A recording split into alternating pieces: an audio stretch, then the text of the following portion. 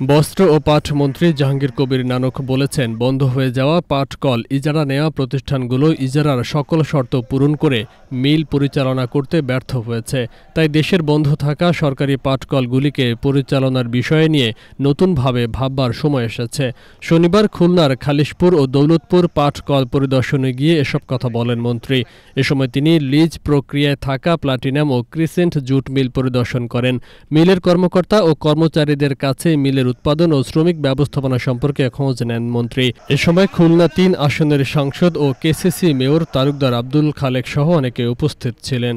যারা এই মিলগুলি লিজ দিয়েছেন এক একটি শিল্প কলকারখানা করার জন্য, তারা আশানুরূপ কোনো ফলাফল দিতে পারে নাই। এটা দুঃখজনক এবং দুর্ভাগ্যজনক।